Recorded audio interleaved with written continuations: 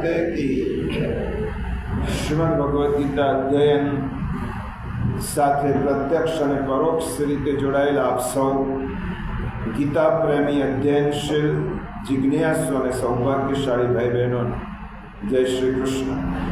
આપ સર્વના હૃદયમાં બિરાજમાન પરમ કૃપાળુ પરમાત્માને વંદન કરી આપણે ગીતા ગાયક પ્રભુ શ્રી કૃષ્ણ અને ગીતા માતાના ચરણોમાં કોટી કોટી વંદન કરી આજના અધ્યાયનો પ્રારંભ કરીએ. આવતા સપ્તાહમાં વિશેષ કોઈ ઉત્સવ અને તહેવાર નથી. પ્રિયજનો, આપણે ભગવત કૃપાથી અધ્યાય 9 પૂર્ણ કર્યો, સમજવાનો પ્રયત્ન કર્યો. આજથી 10મા અધ્યાયનો પ્રારંભ, પ્રભુના આશીર્વાદથી આપણે વિભૂતિ યોગનો પ્રારંભ કરી રહ્યા છીએ. 9મા અધ્યાય સુધી ગીતાનો પૂર્વાર્ધ છે. 18 અધ્યાય એટલે 9 અધ્યાય સુધી ગીતાનો પૂર્વાર્ધ. 10મો અધ્યાય એ શ્રીમદ ભગવદ્ ગીતાનો ઉત્તરાર્ધ. 9મા અધ્યાય સુધી અર્જુને જે પ્રશ્ન પૂછ્યા છે તેના જવાબો ભગવાને આપ્યા છે. અર્જુને પૂછેલું ભગવાને કહ્યું છે. 10મા અધ્યાયથી ભગવાનને જે કહેવાનું છે એ કહે છે. જો આ થોડોક ભેદ સમજી લઈએ, 9મા અધ્યાય સુધી અર્જુને પૂછ્યું છે અને પ્રભુએ જવાબ આપ્યા છે. હવે અર્જુન જે પૂછી શક્યો નથી અને ભગવાનને જે કહેવાનું છે એ 10મા અધ્યાયથી ભગવાને ન પૂછેલું કહ્યું છે. એટલા માટે 10મો અધ્યાય પોતાની ઈચ્છાથી ભગવાન અર્જુનને કહે છે. 9મા અધ્યાય સુધી આપણે આટલું સમજ્યા કે ગીતાનો ઉપદેશ અર્જુનને યુદ્ધ કરવા માટે તૈયાર કરવાનો નથી. ગીતાનો ઉપદેશ ઘણા લોકોની સમજણ છે કે ગીતા ગાઈ અને અર્જુન યુદ્ધ માટે તૈયાર. શ્રીમદ ભગવદ્ ગીતાનો ઉપદેશ અર્જુનને યુદ્ધ માટે તૈયાર કરવાનો નથી. એ તો અર્જુન તૈયાર થઈ જતો, ભગવાન એને ઓર્ડર કરતા કે આ કરવાનું જ છે, તો અર્જુનને ના પાડવાનું કોઈ સામર્થ્ય. પરંતુ અર્જુનને નિમિત્ત બનાવી સમગ્ર સૃષ્ટિ માનવ માત્ર જે શ્રીમદ ભગવદ્ ગીતાનો ઉપદેશ ભગવાને આપવાનો હતો તેનો નિમિત્ત અર્જુનને બનાવ્યો છે. પહેલો અધ્યાય મોહનાશનો છે. આપણે થોડી પાછળના અધ્યાયનો રિવાઇન્ડ કરીને જોઈએ.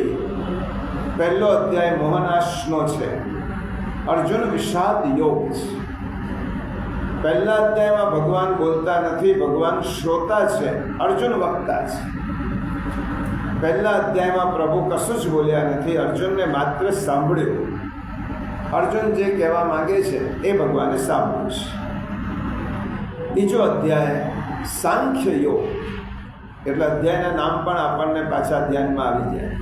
સાંખ્ય યોગમાં 11મા શ્લોકથી ભગવાન બોલવાની શરૂઆત કરે છે. જીવનના સિદ્ધાંતો, મૃત્યુનું રહસ્ય અને આદર્શ માનવ કોણે કહેવાય એના લક્ષણો સ્થિતપ્રજ્ઞના દ્વારા પ્રભુએ દર્શાવ્યા છે. ત્રીજો અધ્યાય કર્મયોગ અને ચોથો અધ્યાય જ્ઞાન કર્મ સંન્યાસ્યો. આ 3 અને 4 અધ્યાયમાં ભગવાને કર્મ, વિકર્મ અને અકર્મ આ 3ની વ્યાખ્યા કરી. સ્વધર્માચરણ, આપણો જે ધર્મ છે, નિયત ધર્મ, એ વર્ણ ધર્મ છે, આશ્રમ ધર્મ છે. આપણે જે ભૂમિકામાં છે આપણો ધર્મ આપણે બજાવવાનો છે. અને મન પરોવી જે કોઈ વ્યક્તિ સ્વધર્મનું આચરણ કરે છે, એ પછી નાનું હોય કે મોટું હોય, સ્વધર્મનું આચરણ કરે છે તે પ્રભુને પામે છે. એટલે 3જા અને 4થા અધ્યાયમાં કર્મ કરવાની કલા પ્રભુએ શીખવાડી. 5મા અધ્યાયમાં કર્મ સંન્યાસ યોગ, કર્મ સંન્યાસ યોગમાં કર્મ કરીને પણ અલિપ્ત રહેવાનું, કર્મમાં બંધાવાનું નહીં, એ કલા પ્રભુએ 5મા અધ્યાયમાં શીખવાડી. 6ઠ્ઠો અધ્યાય આત્મસંયમ યોગ. આત્મસંયમ યોગમાં ચિત્તની એકાગ્રતા, ધ્યાન, પ્રાણાયામ, ભગવાનની પાસે મનને જોડવું, આ બધું 6ઠ્ઠા અધ્યાયમાં ધ્યાન યોગ, આત્મસંયમ યોગમાં ભગવાને બતાવ્યું. 7મો અધ્યાય જ્ઞાન વિજ્ઞાન યોગ, એમાં ભક્તિનું વિશાળ અને મહાન સાધન બતાવ્યું. ભક્તિની શરૂઆત ભગવાને 7મા અધ્યાયથી કરી. 8મા અધ્યાયમાં અક્ષર બ્રહ્મ યોગ. અક્ષર બ્રહ્મ યોગમાં પ્રભુએ અંતકાળ સુધી સાધના કરીને અંતકાલને કેવી રીતે સુધાર, મૃત્યુને સુધારવાની કળા, મૃત્યુ પામવાની કળા ભગવાને 8મા અધ્યાયમાં શીખવાડી. 9મા અધ્યાયમાં રાજવિદ્યા રાજગુહ્યમાં જીવનનો આખો રંગ બદલી નાખે તેવો રાજયોગ, ગુહ્યતમ યોગ 9મા અધ્યાયમાં ભગવાને સમજાવ્યો. સંકલ્પ, સાધના, સિદ્ધિ અને સમર્પણ, આ 4 વસ્તુ જોઈએ. સંકલ્પ જોઈએ, સાધના જોઈએ, સિદ્ધિ જોઈએ અને સમર્પણ જોઈએ. 9મા અધ્યાયમાં પ્રભુએ તે બતાવ્યું. હવે 10મા અધ્યાયમાં ભગવાન વિભૂતિ યોગ કહે છે. 10મો અધ્યાય વિભૂતિ યોગ. શ્રીમદ ભગવદ્ ગીતાની દ્રષ્ટિ મેં હમણાં જ કહ્યું, અર્જુને પૂછ્યું નથી અને ભગવાને બોલવાની શરૂઆત કરી છે. એટલા માટે તે મહત્વનું છે. કોઈ પ્રશ્ન પૂછે અને આપણે જવાબ આપીએ એના કરતાં પ્રશ્ન પૂછ્યા વગર જ્યારે વ્યક્તિ પોતાના મનની વાત કરે એ વિભૂતિ યોગ. વિભૂતિ એટલે વિશિષ્ટ સર્જન. વિભૂતિનો અર્થ થાય વિશિષ્ટ સર્જન. વિભૂતિ એટલે વિશિષ્ટ હસ્તી. પ્રાણી માત્ર એટલે આપણે બધા જ જીવ, જંતુ, પ્રાણી, વનસ્પતિ એ બધા જ ભગવાનની ભૂતિ છે. ભૂતિ એટલે સર્જન. બધા જ ભગવાનની ભૂતિ છે, સત્તા છે. ભૂતિ એટલે સત્તા, સર્જન. ભગવાનની ભૂતિ અણુએ અણુમાં છે, પરંતુ તેની ભૂતિનો અનુભવ ઘણા ઓછા પદાર્થોમાં આપણને દેખાય છે. જે પદાર્થોમાં ભગવાનનું ઐશ્વર્ય દેખાય, ભગવાનનો પ્રભાવ દેખાય, ભગવાનની શોભા દેખાય, એનું નામ વિભૂતિ. ભૂતિ બધા જ, પરંતુ કેટલાક સર્જન એવા છે કે જેમાં ભગવાનનું ઐશ્વર્ય દેખાય છે, ભગવાનની શોભા દેખાય છે, ભગવાનનો પ્રભાવ દેખાય છે, ભગવાનનું સૌંદર્ય દેખાય છે, એને વિભૂતિ કહેવાય. ભગવાનની વિભૂતિ ઓળખવા માટે 3 કસોટી છે. શું આ પદાર્થમાં ભગવાનનું વિશેષ ઐશ્વર્ય, વિશેષ શોભા કે વિશેષ પ્રભાવ જોવા મળે છે? કોઈ પણ વ્યક્તિ, પદાર્થ કે પ્રાણીમાં ભગવાનનો વિશેષ સૌંદર્ય હોય, વિશેષ પ્રભાવ હોય, વિશેષ પરાક્રમ હોય, તેને વિભૂતિ કહેવાય. આવો જે હામાં જવાબ મળે તો તે વિભૂતિ. ભગવાનની વિભૂતિ નહીં, બીજું આખું દુનિયા ભગવાનની ભૂતિ છે, પણ જેમાં ભગવાનનો પ્રભાવ જોવા મળે એ ભગવાનની વિભૂતિ છે.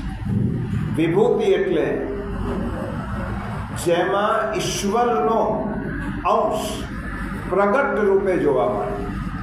ઈશ્વરનો અંશ. ભગવાન કેવા છે? તો એમ કહીએ કે ભગવાન તેજસ્વી છે, પણ ભગવાન સૂર્ય જેવા તેજસ્વી છે એમ કેવું હોય તો સૂર્ય એ ભગવાનની વિભૂતિ થઈ. તેજસ્વીતા બધે દેખવા ન મળે. ભગવાન કેવા છે તો આપણે એમ કહીએ ભગવાન ચંદ્ર જેવા શીતલ છે, તો ચંદ્ર એ ભગવાનની વિભૂતિ. જેમાં ભગવાનનો અંશ, ઈશ્વરનો અંશ પ્રગટ રૂપે જોવા મળે તેવો કોઈ પણ પ્રાણી કે પદાર્થ એ ભગવાનની વિભૂતિ કહેવાય. 10મા અધ્યાયનું નામ વિભૂતિ યોગ છે. વિભૂતિ યોગ નામ શા માટે આપ્યું મહર્ષિ વેદવ્યાસજીએ? ફરીથી કહું, ઘણા નવા હશે એટલા માટે સમજાય. અર્જુન અને કૃષ્ણનો સંવાદ છે. ભગવાને ક્યારે પણ સંવાદ કહેતી વખતે એવું નથી કહ્યું કે હું તને વિભૂતિ યોગ કહું છું, હવે તને આ કહું છું. સંવાદ એવો હોય છે કે સતત ચાલતી પ્રક્રિયા છે. તો કૃષ્ણ અને અર્જુનના સંવાદ મહર્ષિ વેદવ્યાસે એડિટિંગ કર્યું. વ્યાસજી આખી ગીતાનું એડિટિંગ કર્યું વિષય પ્રમાણે, વિચાર પ્રમાણે. એટલે વેદવ્યાસજીએ વિચાર પ્રમાણે ભગવાનના જુદા જુદા જે ભગવાન સંવાદ કરે છે એને અધ્યાય પાડ્યા. એટલે વિભૂતિ યોગ નામ આપ્યું છે મહર્ષિ વેદવ્યાસ. શેના આધારે નામ આપ્યું? તો ભગવાન જે અર્જુનને કહે છે પોતાની વિભૂતિ એના પ્રમાણે. યોગ એટલે કૌશલ્ય અને વિભૂતિ એટલે ઐશ્વર્ય, શોભા, પ્રભાવ. ઐશ્વર્ય, શોભા તથા પ્રભાવને પ્રગટ કરવાનું કૌશલ્યમય ઈશ્વરીય સામર્થ્ય, એનું નામ વિભૂતિ. આવું સામર્થ્ય ક્યાં દેખાય છે તેનો વિચાર, તેનું વર્ણન આ અધ્યાયમાં કરેલું છે. માટે અધ્યાયનું નામ છે વિભૂતિ યોગ. હવે આ વિભૂતિ યોગ ભગવાને કેમ કહ્યો, શા માટે કહ્યો? યુદ્ધ જુદી વસ્તુ છે. યુદ્ધને એક બાજુ મૂકી દો, ભગવાનને યુદ્ધ કરાવવાનો ભગવાનને હેતુ જ નથી. આ બધાને મારવા માટે ભગવાનને કંઈ અર્જુનની મદદની જરૂર પડે એવું નથી. જો ઉપર બેસીને સ્વિચ ઓફ કરી શકતો હોય તો એ પ્રભુ બધું જ કરી શકે છે. પરંતુ અર્જુનના નિમિત્તે પ્રભુએ પોતાની કેટલીક અંગત વાતો આપણને સૌને કહેવાની છે. આ વિભૂતિ યોગ શા માટે છે? ભક્ત ભગવાનના દર્શન કરવા ઈચ્છે છે. દરેકની ઈચ્છા એવી હોય કે હું ભગવાનના દર્શન કરું, પણ બધા સામે ભગવાન પ્રગટ થતો નથી. આપણી અવસ્થા નથી કે ભગવાન બધે જ જોવાય. ભગવાન છે બધે હકીકત છે, અને ભગવાન બધે જ આપણે નથી જોવાતો એ પણ હકીકત છે. તો ભગવાનના દર્શનની ઈચ્છા બધે જ બધાને હોય. સર્વવ્યાપક છે ભગવાન. હવે ભગવાન સર્વવ્યાપક હોય તો ચર્મચક્ષુથી ભગવાનને જોઈ શકાતા નથી. એટલે દિવ્ય ચક્ષુની વાત તો ભગવાન 11મા અધ્યાયમાં કરવાના છે આના પછી. પરંતુ એ ભગવાનને જો જોવો હોય અને દિવ્ય દ્રષ્ટિ આપણી પાસે ન હોય અને છતાં પણ ભગવાનને જોવો હોય તો સાધકે ભગવાનની વિભૂતિઓ છે જે પ્રત્યક્ષ છે તેનું ધ્યાન કરવું. જે વિભૂતિ પ્રત્યક્ષ છે, સર્વવ્યાપક ભગવાનને જોઈ શકાય નહીં, પણ પ્રત્યક્ષ વિભૂતિ હોય ભગવાનની, અંશ ભગવાનમાં હોય તેને જોઈ શકાય. એટલા માટે ભક્ત ભગવાનના દર્શન કરવાની સ્થિતિ સુધી પહોંચી શકે એટલા માટે વિભૂતિ યોગ ભગવાને કર્યો.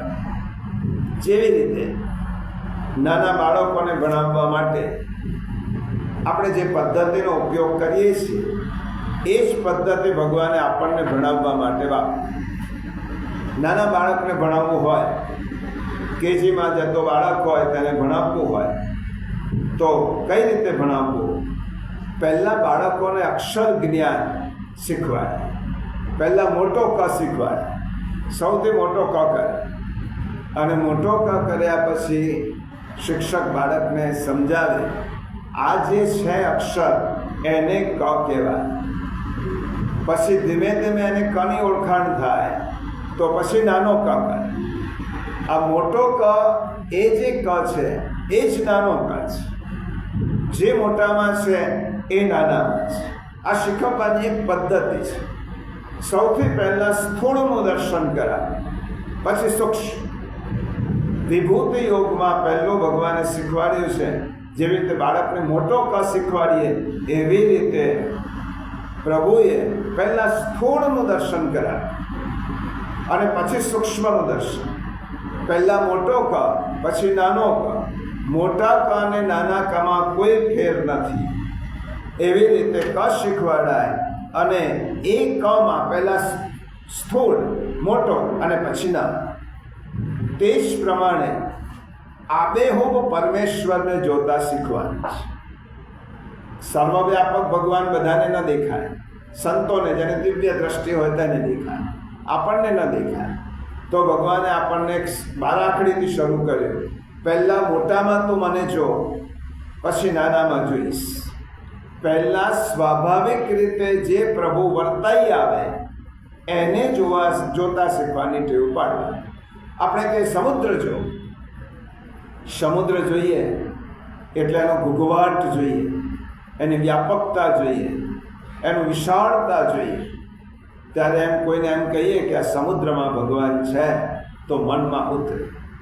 જો સ્થૂળ પરથી સૂક્ષ્મ, પછી તો આ પર્વત જો, હિમાલય જો, હિમાલયની ભવ્યતા જોયા પછી એમ થાય કે પ્રભુ વસતો હશે તો હિમાલયમાં વસતો હશે.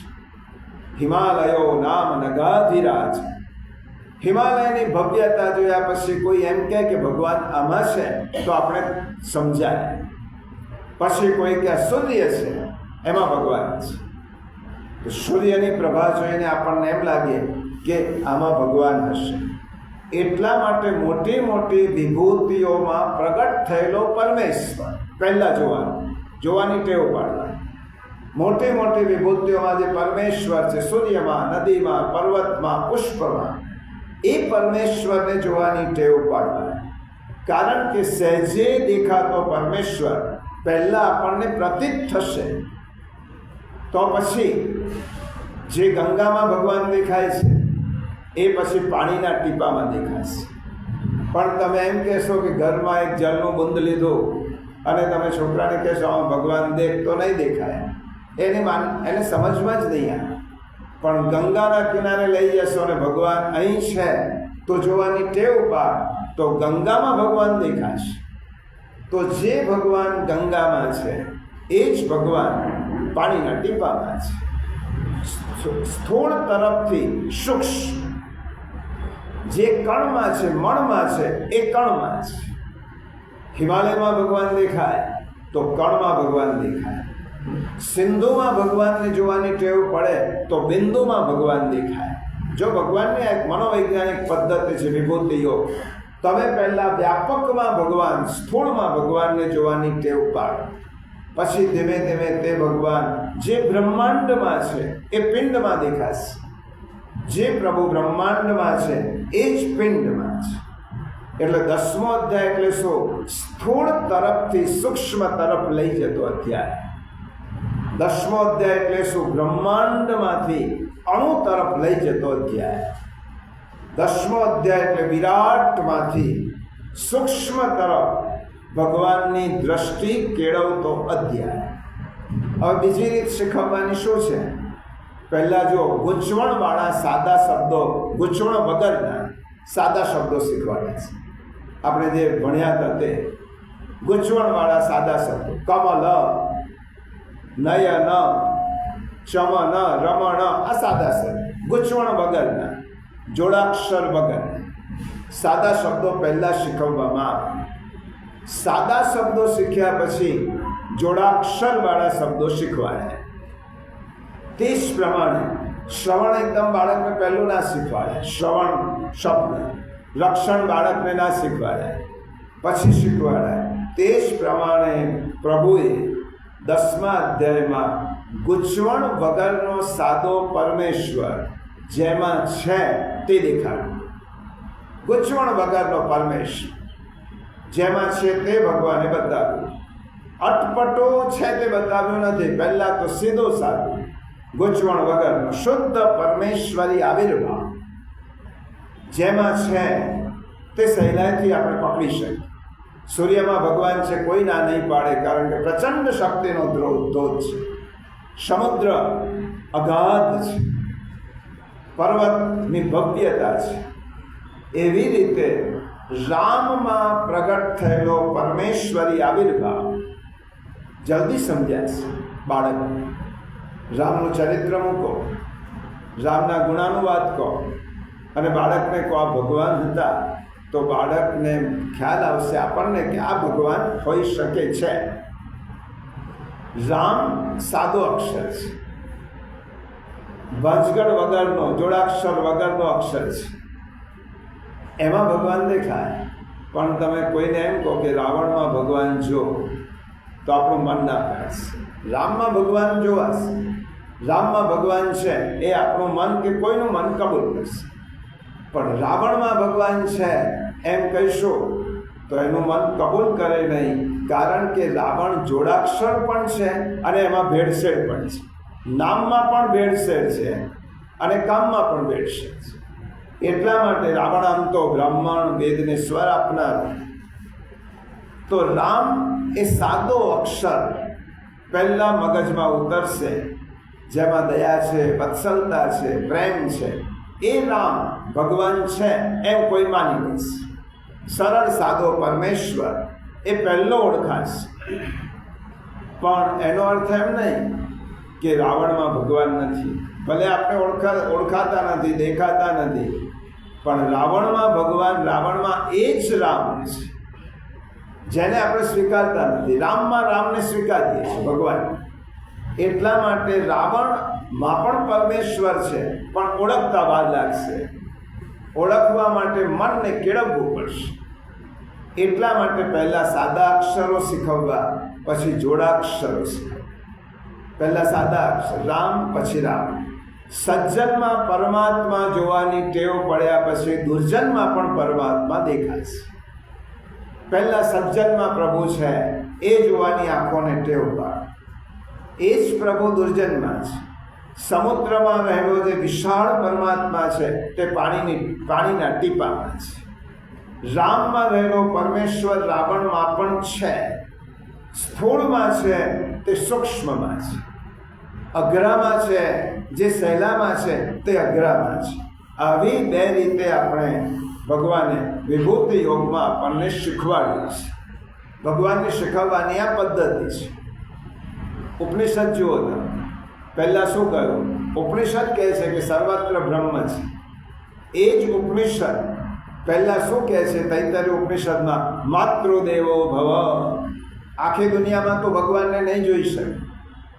મામાં ભગવાન છે, પિતૃદેવો ભવ, પિતામાં ભગવાન છે, આચાર્ય દેવો ભવ, ગુરુમાં ભગવાન છે.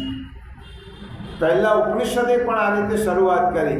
પહેલાં સૂક્ષ્મમાં, સ્થૂળમાં, એક નાની વસ્તુમાં, સરળમાં ભગવાન દેખો, પછી એ વ્યાપક દ્રષ્ટિ કરો, તે ભગવાન બધામાં દેખાશે. માતામાં કેમ ભગવાન દેખાય? કારણ કે તેના ત્યાગ છે. પિતામાં વાત્સલ્ય છે, ગુરુમાં જ્ઞાન છે. એટલા માટે ભગવાન જોવા સહેલા પડશે. પરંતુ પછી તે ભગવાન સમગ્ર સૃષ્ટિમાં છે. માતામાં જ ભગવાન નથી, એ જ ભગવાન સમગ્ર સૃષ્ટિમાં છે. એ જોવાની ટેવ, એ દ્રષ્ટિ વ્યાપક કરવાની વાત શ્રીમદ ભગવદ્ ગીતામાં 10મા અધ્યાયમાં ભગવાને કહી છે. વિભૂતિ એટલે દર્શન, વિભૂતિ એટલે ચિંતા.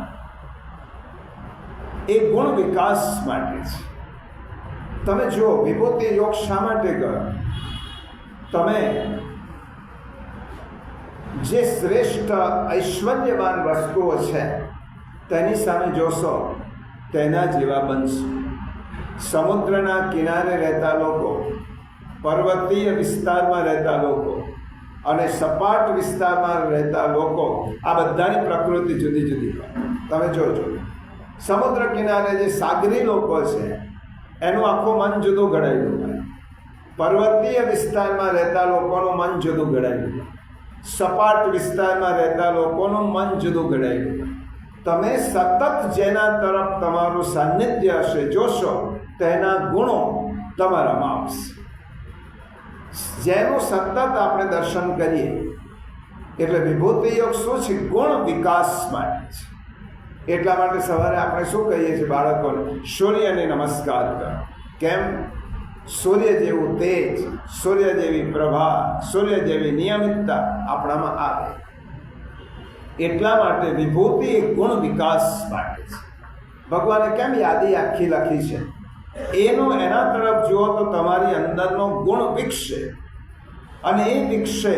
સૂર્યને જુઓ તો તેજસ્વીતા આવે, ચંદ્રને જુઓ તો શીતળતા ખબર પડે, પુષ્પને જુઓ તો શું કોમલતા સમજાય, નદીના કિનારે બેસો તો સતત પ્રવાહિતા, ગતિશીલતાનો ખ્યાલ આવે. જે વસ્તુ પાસે બેસીએ તેના ગુણ આપણામાં આવે. એટલા માટે પ્રકૃતિનું સાનિધ્ય આપણે કેળવવાની જરૂર આપણા શાસ્ત્રકારોએ કહી. ગુણ આપણામાં લાવવા, બીજાના ગુણોનું દર્શન કરવા. એટલા માટે વિભૂતિ યોગ છે. વિભૂતિ યોગનું અધ્યયન એટલે ઈશ્વરે રચેલા સૃષ્ટિરૂપી ગ્રંથના એક એક પાનાને ઉથલાવવા. વિભૂતિ યોગ એટલે ઈશ્વરે રચેલી સમગ્ર સૃષ્ટિ છે, એનું એક એક પાનને ઉથલાવવું. આ સમગ્ર જગત ભગવાનનું પાઠ્યપુસ્તક છે, ભગવાને રચેલું પાઠ્યપુસ્તક છે.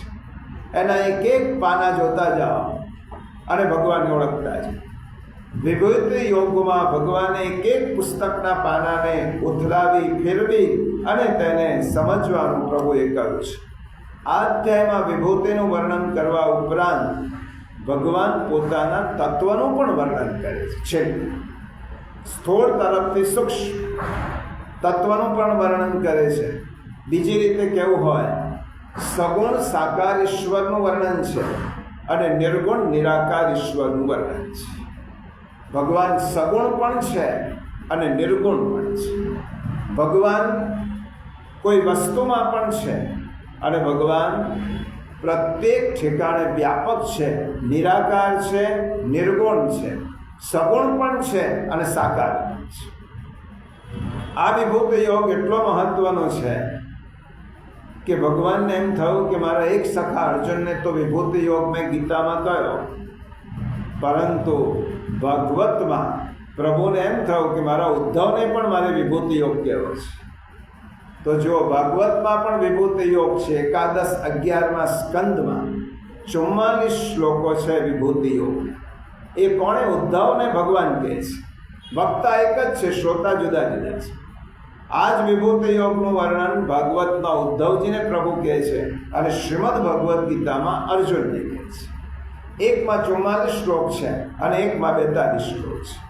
ટૂંકમાં વિભૂતિ યોગ એટલે જગતના ઐશ્વર્યવાન, પ્રભાવાન, સૌંદર્યવાન, શૌર્યવાન એવી અનેક વિશેષતાઓ ધરાવતા પદાર્થ કે પ્રાણી. આપણે બધા પ્રાણીમાં પદાર્થ કે પ્રાણીમાં રહેલા ઈશ્વરના દર્શન કરવા. આનું નામ વિભૂતિ યોગ. જેનામાં ઐશ્વર્ય પ્રગટ છે, સૌંદર્ય પ્રગટ છે, પરાક્રમ પ્રગટ છે, એમાં ભગવાનના દર્શન કરવા તેને વિભૂતિ યોગ કહેવાય. આખો 10મો અધ્યાયમાં ભગવાને 45 વિભૂતિ કહી છે. હવે એ વિભૂતિ શા માટે કહી આપણે જોયું. હવે આપણે પહેલા શ્લોકમાં પ્રવેશ કરીએ. જો 10મો અધ્યાય પહેલો શ્લોક, પાન નંબર 152. પ્રભુએ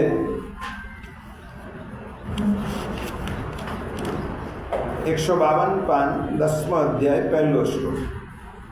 શ્રી ભગવાન વાચ ભૂય એવ મહાબાહો શૃણુ મે પરમં વચઃ યત્તેહં પ્રીયમાણાય વક્ષ્યામિ હિતકામ્યયા. ભૂય એવ મહાબાહો શૃણુ મે પરમં વચઃ યત્તેહં પ્રીયમાણાય વક્ષ્યામિ હિતકામ્યયા. ભૂય એટલે હે મહાબાહો ફરીથી, શૃણુ એટલે સાંભળ, પરમં વચન મારું પરમ વચન.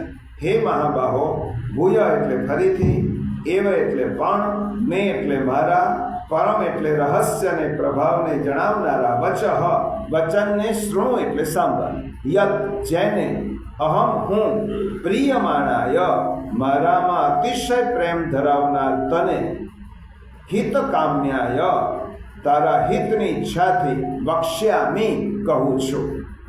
શ્રી ભગવાન બોલ્યા, હે મહાબાહો, હજી ફરીથી પણ મારા પરમ રહસ્ય તેમજ પ્રભાવને જણાવનાર વચનને સાંભળ, જેને હું મારામાં અતિશય પ્રેમભાવ રાખનાર તને તારા હિતની ઈચ્છાથી કહું છું. જો અધ્યાયમાં અર્જુન બોલ્યા જ નથી, અર્જુને કોઈ પ્રશ્ન પૂછ્યો જ નથી, સીધો ભગવાને બોલવાની શરૂઆત કરી છે. કારણ કે ભગવાનના મનમાં એમ છે, અર્જુને ઘણું પૂછ્યું છે, આ નથી પૂછ્યું, એટલે હું કહું. પ્રશ્ન પૂછ્યા પછી જે બાકી રહી જતું હોય તે ભગવાન હવે કહેવાના છે. 10મા અધ્યાયમાં ભગવાનની ભૂમિકા હવે બહુ સ્પષ્ટ છે. બહુ ભૂમિકા પ્રભુની હવે સ્પષ્ટ ભૂમિકા છે. કારણ કે 9મા અધ્યાયમાં ભગવાને છેલ્લા અધ્યાયમાં અર્જુને કહી દીધું, બીજે ક્યાંય ભટકવાનું બંધ કર, બીજો કશો વિચાર છોડી દે, મન મના ભવ મદ ભક્તો મદ્યા જી મામ નમસ્કુરુ મામે વૈશ્યસયુક્તૈવમ આત્મા પ્રતિજાન આત્માનમ મત પરાયણમ. હે અર્જુન, મારામાં જ મન પરો, મારી જ પૂજા કર, મને પરાયણ થા, મને નમસ્કાર કર. આમ કરવાથી તું મને પરાયણ થઈ અને તું મને પામીશ. એટલે 9મા અધ્યાયના છેલ્લા શ્લોકમાં ભગવાને કહ્યું, હવે બધું જ ભૂલી જાય, તો માત્ર મારી શરણમાં આવ. એટલે ભગવાનની ભૂમિકા બહુ સ્પષ્ટ થઈ ગઈ. હવે ભગવાને છેલ્લા શ્લોકમાં 9મા અધ્યાયમાં કશું જ છુપાવવું નથી અને બધું જ કહી દીધું. હવે 10મા અધ્યાયમાં અર્જુનના મનની ભૂમિકા બદલાઈ છે. સ્પષ્ટ માનવા લાગ્યો છે કે આ સામે ઉભેલો વ્યક્તિ મારો સારથી નથી, મારો સખા નથી. આ વ્યક્તિ કોણ છે? હવે ભગવાનને ઓળખતો થયો છે અર્જુન. આ હાડ માઉસનો પ્રાકૃત માણસ નથી, પરંતુ મનુષ્ય આકૃતિમાં રહેલો પરમેશ્વર છે. હવે અર્જુનને એટલું સમજાયું 9મા અધ્યાય પછી, આ બીજા જેવો પ્રાકૃત માણસ નથી, હાડ માઉસ છે. આ મનુષ્ય આકૃતિમાં રહેલો પરમેશ્વર છે. નરાકાર સ્વરૂપ એ નિરાકાર બ્રહ્મ એ નરાકાર સ્વરૂપ ધારણ કરીને મારી સામે પ્રગટ થયું છે. હવે અર્જુનની દ્રષ્ટિ બદલાઈ ગઈ ભગવાન તરફ જોવાની. હવે અર્જુન ભગવાનને સારથી કે સખા સમજતો જ નથી. અર્જુન ગુરુ પણ નથી માનતો. ગુરુ નામ ગુરુ, એનાથી પણ આગળ ભગવાન આ મારી સામે ઉભેલો પ્રભુ જગત ગુરુ છે. કૃષ્ણમ વંદે જગત ગુરુ. અને આ મારા માટે નથી, આ બધા માટે છે. આ ઈશ્વર જ નહીં, ઈશ્વરનો ઈશ્વર છે, સર્વલોક મહેશ્વર છે. આ યોગેશ્વર નહીં, યોગેશ્વરેશ્વર છે. બધા જ યોગેશ્વરોનો પણ ઈશ્વર છે. એટલા માટે હવે અર્જુનની દ્રષ્ટિ પણ બદલાય છે. ભગવાનના ભગવત પ્રભાવથી અર્જુન પ્રભાવિત થયો છે. હવે તે પ્રભુને જોવા લાગે છે પ્રભાવિત દ્રષ્ટિથી. કંઈ જ પૂછતો નથી. હવે શું પૂછવા? આટલી મોટી વ્યક્તિ મારી સામે આવે, શું પૂછવા? ઘણા લોકો એવા હોય કે વ્યક્તિના વ્યક્તિત્વને જોઈને પ્રશ્ન ભૂલી જાય. એક માણસ બુદ્ધ ભગવાનની જયંતિ હમણાં જ ગઈ.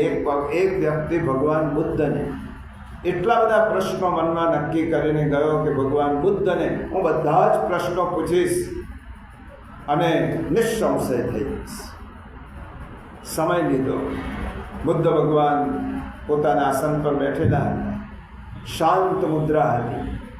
અને પેલો વ્યક્તિ જઈને, બહુ મોટો વ્યક્તિ જઈને બેઠો. બુદ્ધ ભગવાનની નિશ્રામાં બેઠો અને જેવો બેઠો, શું પૂછવાનું છે બધું જ ભૂલ્યું. બુદ્ધ ભગવાનની પ્રભા જોઈને આકૃતિ અને મૌનમ વ્યાખ્યાન, બુદ્ધ ભગવાન મૌન રહ્યા અને તેની સામે માત્ર જોયું અને પેલા વ્યક્તિના બધા જ પ્રશ્નોના જવાબ મળી ગયા. પ્રશ્ન પૂછવાથી જ જવાબ મળે છે એવું નથી. તમે કોઈ વ્યક્તિની સામે, પ્રભાવશાળી વ્યક્તિની સામે બેસો અને તેના પ્રભાવથી જ તમારા અનેક પ્રકારના પ્રશ્નોનું સમાધાન થાય. ગુરોસ્તુ મૌનમ વ્યાખ્યા, મૌન પણ વ્યાખ્યાન છે. કેટલાક લોકો કે મૌન રહીને શું બોલવાનું? મૌન રહીને ન કહેવાનું ઘણું બધું કહી દે છે ગુરુ. એટલા માટે અર્જુનનો કોઈ પ્રશ્ન નથી, કારણ કે ભગવાનની આભા સમજી ચૂક્યો છે, ભગવાનના ઐશ્વર્યને જોયો છે. એટલા માટે 10મા અધ્યાયનો વિચાર પ્રશ્નથી કૃષ્ણ તરફ. પ્રશ્ન મટી ગયો છે અને કૃષ્ણ પ્રગટ થયો છે. 10મો અધ્યાય એટલે અર્જુનના મનમાં હવે પ્રશ્ન રહ્યા નથી, પ્રશ્નનું સ્થાન કૃષ્ણએ લીધું છે. હવે અર્જુન નિસંશય થયો છે અને ભગવાનની સામે ઊભો છે અને ભગવાન કહે છે, પોતાની ઈચ્છાથી કહે છે, ભૂય એવ. ભગવાન કહે છે, હે અર્જુન, હે મહાબાહો, તો શૌર્યવાન છે, એટલા માટે હું તને મહાબાહો ફરીથી કહું છું. ભૂય, ફરીથી શા માટે કહ્યું? આ વાત હું તને ફરીથી કહું છું. ફરીથી ત્યારે જ કહેવાય કે આગળ કહી ચૂક્યા. ત્યારે ભગવાને આગળ થોડા પોતાની વિભૂતિના શ્લોકો કહ્યા છે. જો ભગવાને 8માથી 7મા અધ્યાયમાં 8 થી 12 શ્લોકોમાં 17 પ્રકારની વિભૂતિ. 7મો અધ્યાય જોજો, 8 થી 12 શ્લોકોમાં ભગવાન વિભૂતિ એકવાર થોડી ઘણી કહી ચૂક્યા છે. 7મો અધ્યાય 8 થી 12 શ્લોક, પાન નંબર 121. ભગવાને થોડોક ઉલ્લેખ કર્યો છે. રસોહમ પશુ કૌંતેય પ્રભાસ્મી શશિશોધ્યયો પ્રણવ સર્વવેદેશુ શબ્દખ્યે પૌરુષં ઋષો. હે કૌંતેય, હું જલમાં રસ છું, ચંદ્ર તેમજ સૂર્યમાં પ્રકાશ છું, વેદોમાં ઓંકાર છું, આકાશમાં શબ્દ છું, પુરુષોમાં પુરુષોત્વ છું, પૃથ્વીમાં પવિત્ર ગંધ, અગ્નિમાં તેજ છું, તપસ્વીઓમાં તપ છું. અને આગળ પણ ભગવાને 7મા અધ્યાયમાં વિભૂતિ કહી. 9મા અધ્યાયના 16 થી 19મા શ્લોકમાં ભગવાને પાછી વિભૂતિનું આંશિક વર્ણન કર્યું.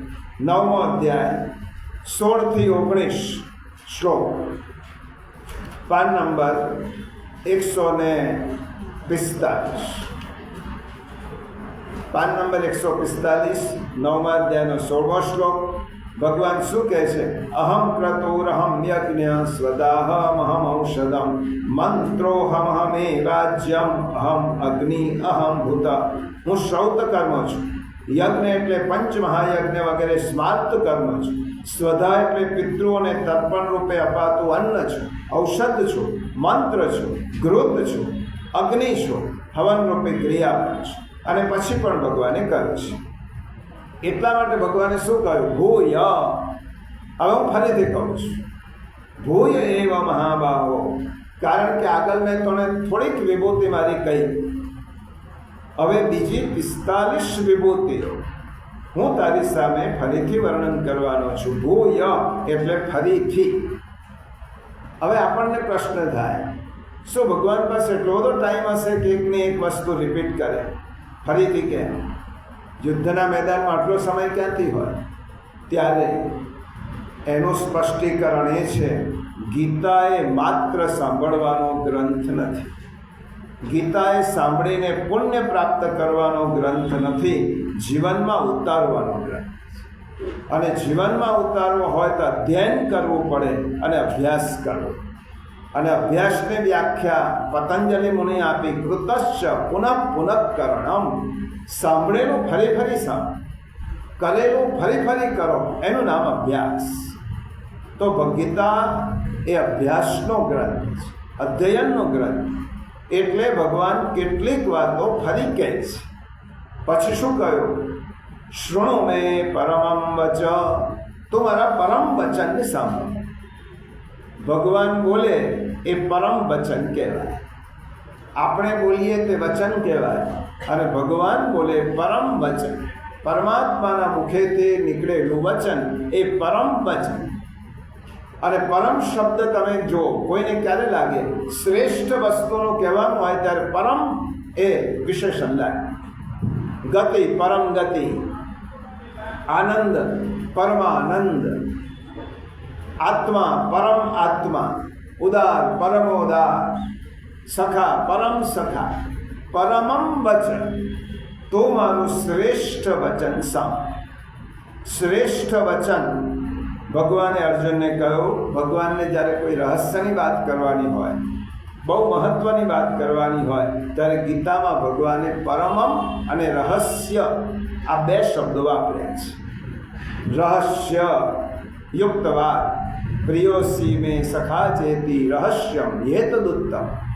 હું તને મારી રહસ્યની વાત કહું છું, પરમ વાત કહું છું. ત્યાર પછી ભગવાને કહ્યું, યત્તેહમ પ્રિયમાણાય વક્ષ્યામિ હિતકામ્યયા. મને તારા ઉપર અતિશય પ્રેમ છે. કેમ કહું છું? તારા ઉપર પ્રેમ છે માટે તારા હિતની ઈચ્છાથી ભગવાનના મુખારવિંદમાંથી ગીતાની દિવ્ય વાણી પ્રગટ થઈ. તેના પાયામાં અર્જુન છે. જો અર્જુન ન હોય તો ગીતા ન મળે. ગાયના આચરણમાં દૂધ નિર્માણ થાય છે, એનું કારણ તેનું વાછરડું છે. જો વાછરડું જ ન હોય તો ગાયના આચરણમાં દૂધ કેવી રીતે નિર્માણ થાય? તો વાછરડું ગાયના આચરણમાં દૂધ નિર્માણ કરવા માટેનું પ્રેરક બળ છે. એવી રીતે અર્જુન જો ન હોય તો કદાચ ગીતા ન મળી. એટલા માટે ભગવાનના મુખારવિંદમાંથી નીકળ્યો છે, તું મારો પ્રિય છે. ઇષ્ટો સીમે સખા ચેતી. આગળ ભગવાન કહી ગયા છે, તું મને પ્રિય છે, મારો સખા છે. તો હવે પ્રશ્ન થાય કે અર્જુન ભગવાનને પ્રિય કેમ? શા માટે? ભગવાન જેવો ત્રૈલોક્યનો અધિપતિ, એક સામાન્ય અધિકારી પણ તમને એમ કહી દે ને કે તારો મારો બહુ સંબંધ છે, તું મને પ્રિય છે, તો આપણે આખી રાત ઊંઘી ના શકીએ. કે મને અમુક મિનિસ્ટર એમ કહું તું મારો છે. તો વિચાર કરો, ત્રૈલોક્યનો અધિપતિ જ્યારે અર્જુનને એમ કહેતો હોય પ્રિય માણાય, તો મને પ્રિય છે. અર્જુન ભગવાનને પ્રિય કેમ? એનું એક કારણ છે, અર્જુનના જીવનમાં નામ અને કામ આ બંનેનો સમન્વય હતો. પ્રભુ નામ અને પ્રભુ કામ. મામનુસ્મર યુદ્ધ છે. અર્જુન યુદ્ધ પણ કરતો હતો અને પ્રભુનું સ્મરણ પણ કરતો. યુદ્ધ એટલે ભગવાનનું કામ, કારણ કે ભગવાને કહ્યું છે તને નથી લડવું ને, મારે તને લડાવવો છે, એટલે હવે તું મારું કામ કર. એટલા માટે અર્જુનના જીવનમાં કામ પણ હતું, નામ પણ. અર્જુન ભગવાનનું સ્મરણ પણ કરતો હતો અને સેવા પણ કરતો.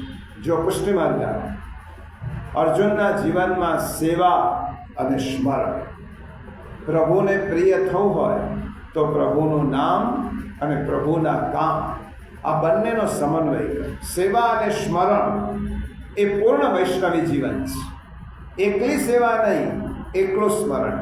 કુંભનદાસનો પ્રસંગ આપણે કૃષ્ણદાસનો ખબર છે. સેવા કરીએ, કામ કરીએ, પણ નામ ન લઈએ તો, અને નામ જ લઈએ અને પ્રભુનું કામ ન કરીએ તો આ બંને અધૂરા છે. કારણ કે સેવા તનથી થાય, સ્મરણ મનથી થાય.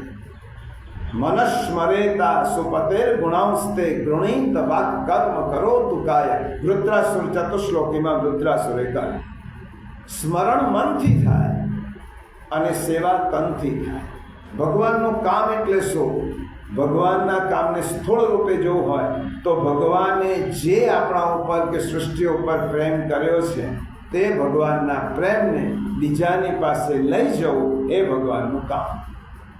ભગવાન માટે શરીર ઘસાવવું, ભગવાન માટે સમય આપવો, ભગવાન માટે શક્તિ આપવી, આ ભગવાનનું કામ.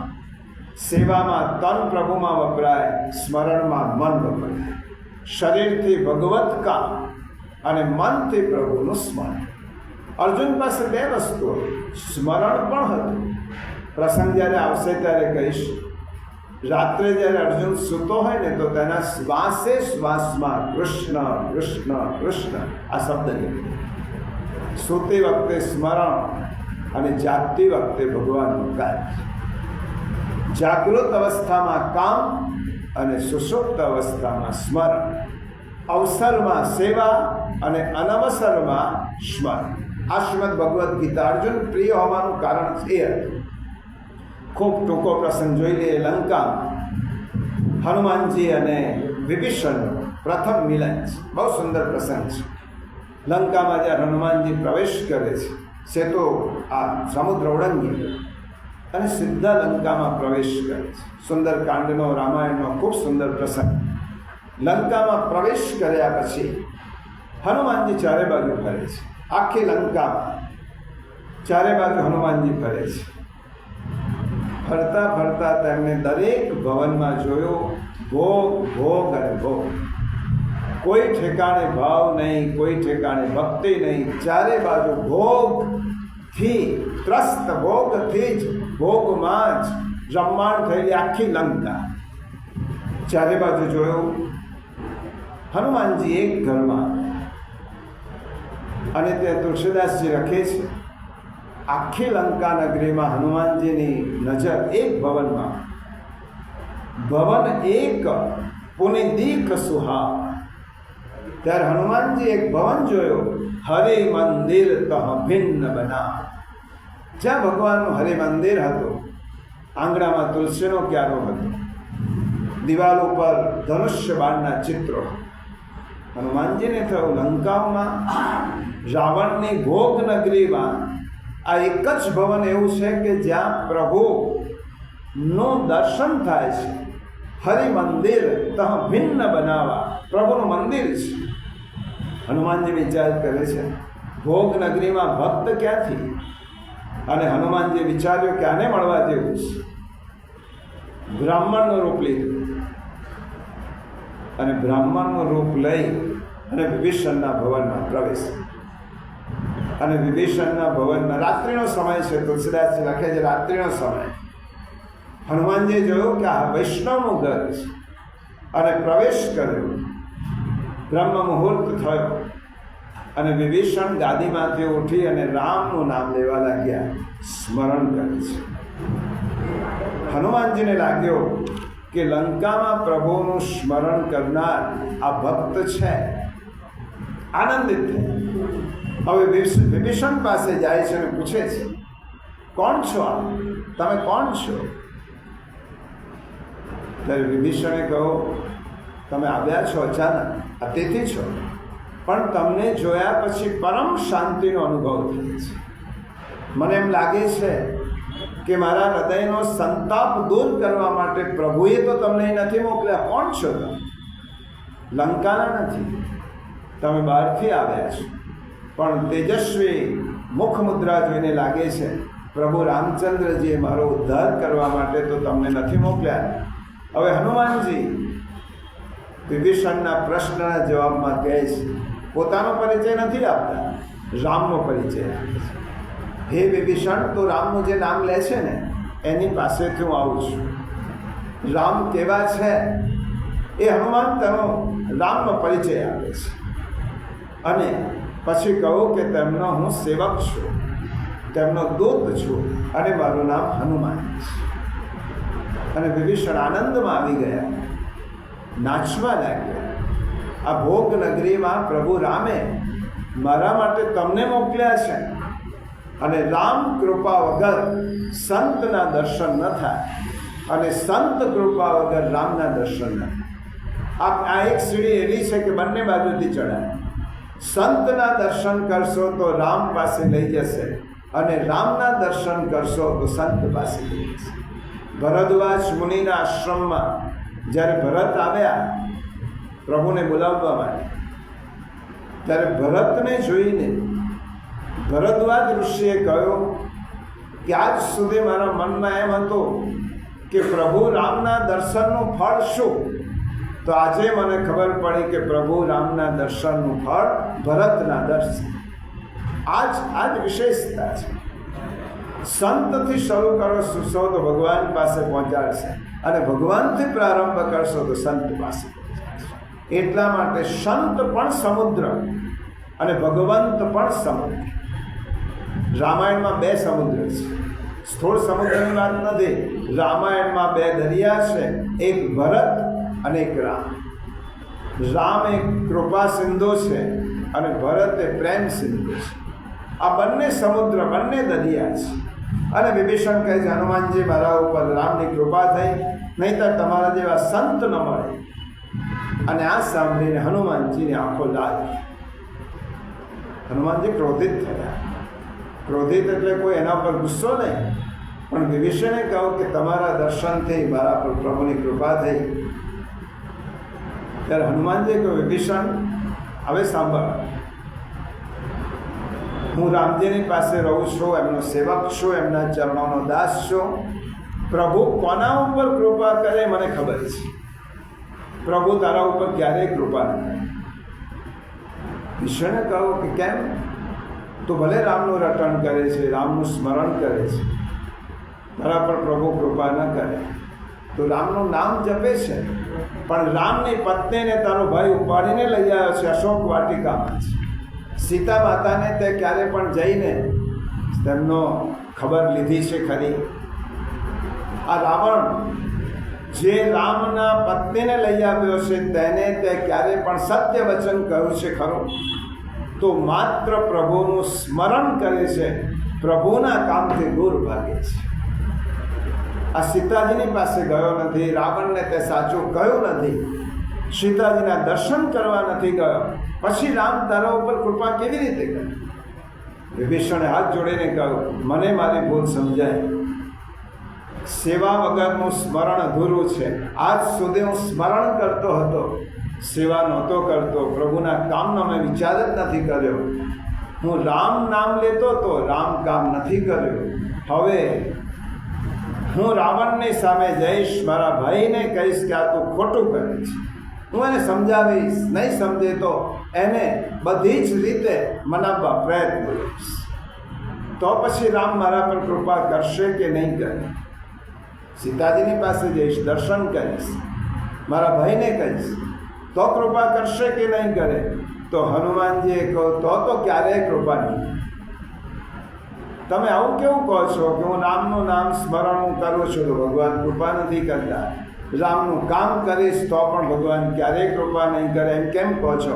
ત્યારે હનુમાનજીએ કહ્યું, હે વિભીષણ, રામ નામની સાથે રામ કામનો સંયોગ હશે તો ભગવાન કૃપા નહીં કરે. ભગવાન તારા ઉપર પ્રેમ કરશે, અને કૃપા કરતાં પ્રેમનો દરજ્જો મોટો છે. કૃપા પારકા ઉપર થઈ શકે, પ્રેમ પોતાના ઉપર થઈ શકે. પછી તો રામનો પ્રિય બની જઈશ, રામને ગમતો થઈશ. સુનહુ વિભીષણ પ્રભુ કી યહ રીતિ, કરહી સદા સેવક પર પ્રીતિ. ભગવાનની આ નીતિ છે કે સેવક પર હંમેશા પ્રેમ કરે છે, પોતાના સેવક પર પ્રેમની વર્ષા વરસાવે છે. એટલા માટે કૃષ્ણ સ્મરણ અને કૃષ્ણ સેવા, રામ કામ અને રામ નામ, કૃષ્ણની કરણી અને કૃષ્ણનું સ્મરણ, આ બંનેનો સમન્વય અર્જુનમાં હતો. એટલા માટે અર્જુન ભગવાનને પ્રિય, પ્રિયમાન, તું મારો પ્રિય છે. હે અર્જુન, પ્રિયમાનાય વક્ષ્યામિ, તું મારો પ્રિય છે, એટલા માટે હું તને આ વાત કહું છું. સ્વાર્થની વાત કરે તે સંસારી, અને હિતની વાત કરે હરિ. જે આપણા હિતની વાત કરે છે એને હરિ કહેવાય, અને સ્વાર્થની વાત કરે તેને સંસારી કહેવાય. ભગવાન શું કહે છે? વક્ષ્યામિ હિતકામ્યયા, હું તને હિતની વાત કરું છું, તે સાંભળ. જેનાથી તારું કલ્યાણ થાય, જેનાથી તારું શ્રેય સદાય, તે વાત કહું છું.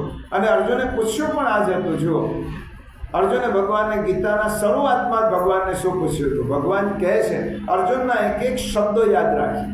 તમે જુઓ, બીજા અધ્યાયનો 7મો શ્લોક, પાન નંબર 41. અર્જુન ભગવાનને આ જ કહે છે કે તમે મને એ કહો. પાન 41, 7મો શ્લોક. કાર્પણ્ય દોષોપહત સ્વભાવ, પૃચ્છામિ ત્વાં ધર્મ સમૂઢ ચેતા, યશ્રેયસ્યાન્નિશ્ચિતં બ્રૂહિ તન્મે, શિષ્યસ્તેહં શાધિ માં ત્વાં પ્રપન્ન. હે પ્રભુ, કાયરતા રૂપી દોષને લીધે મારો સ્વભાવ નાશ પામ્યો છે. ધર્મની બાબતમાં મોહિત ચિત્ત થયું આપને પૂછો છો. નિશ્ચિત રૂપે કલ્યાણકારી સાધન હોય તે મને કહો. અને એટલા માટે ભગવાને વક્ષ્યામિ હિતકામ્યયા, તારા શ્રેય માટે, તારા કલ્યાણ માટે હવે હું તને જે કહેવાનો છું તે તું સાંભળ. અને પ્રભુ હવે પછીના બીજા શ્લોકમાં પોતાની દુર્જ્ઞેયતા વ્યક્ત કરે છે. પછી ધીમે ધીમે વિભૂતિઓ તરફ લઈ જાય છે. એનો વિચાર આવતા રવિવારે કરીશું. અહીંયા આપણે વિરામ